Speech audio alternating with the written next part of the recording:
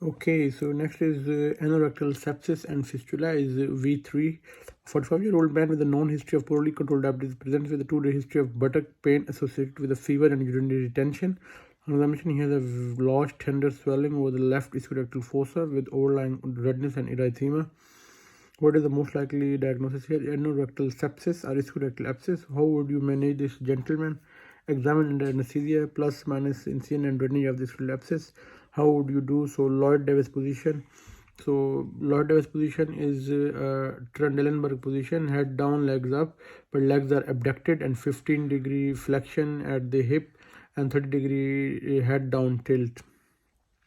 Then I will do a proctoscopy, a Regis endoscopy to rule out to see anal fistula, inflammatory bowel disease, any malignancy or any other infective conditions.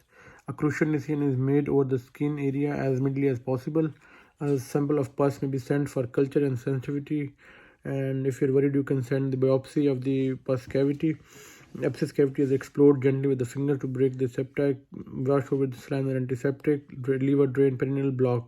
What are the contents of the ischial fossa? So it's a fat pad, pudendal canal, transversely inferior rectal vessels, and posteriorly posterior branch of S4 and prophytic cutaneous nerve. What are the borders of ischial fossa? So base is formed by the skin, middle wall is formed by the anal canal and the levator ani. Lateral wall is formed by the ischial tuberosity above and occipital apex formed by the meeting of the middle and lateral walls. At postoperative day 2, he continues to have a swinging fever.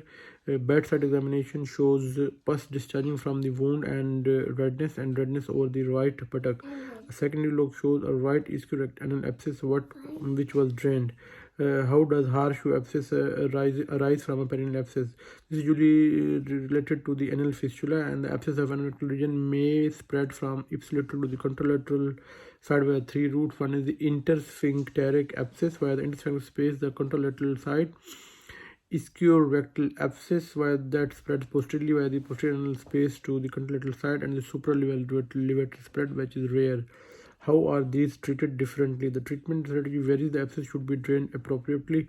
Internal sphincterotomy may be needed, and modified Henle procedure. This includes division of the anococcygeal ligament and the internal sphincter posteriorly, and transrectal approach for supralevator abscess should not be drained through the skin to avoid creation of the complex fistula. Thank you.